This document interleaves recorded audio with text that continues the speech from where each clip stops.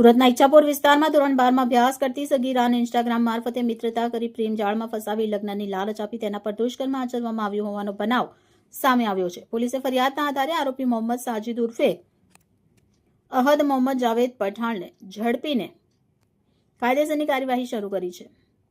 મળતી માહિતી મુજબ માર્ચ 2025માં સગીરા ઇન્સ્ટાગ્રામ પર આરોપીના સંપર્કમાં આવી મીઠી વાતો કરી આરોપીએ તેને વિશ્વાસમાં લીધી અને બાદમાં વોટ્સએપ પર નગ્ન ફોટા માંગ્યા હતા. સગીરાએ વિશ્વાસમાં આવી ફોટા મોકલ્યા બાદ આરોપીએ તેને વાયરલ કરવાની ધમકી આપી બ્લેકમેલ કરવાનું શરૂ કર્યું હતું.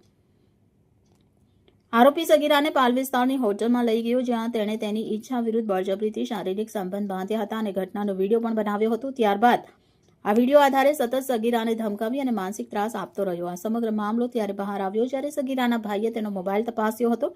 ભાઈ આરોપીને સમજા ગયો ત્યારે આરોપીએ તેને પણ શાંતિ વાળી નાખવાની ધમકી આપી હતી. પરિવાર દ્વારા ઈચ્છાપુર પોલીસ સ્ટેશનમાં ફરિયાદ નોંધાવતા પોલીસે ઝડપી કાર્યવાહી કરી આરોપીની ધરપકડ કરી લીધી છે. પ્રાથમિક તપાસમાં સામે આવ્યું છે કે આરોપી શહેરમાં ગ્લાસની દુકાનમાં મજૂરી કામ કરતો હતો. હાલ પોલીસે વધુ તપાસ હાથ ધરી છે. રિપોર્ટર ચેતન તરી, બુલેટ 26 ગુજરાત ન્યૂઝ, સુરત.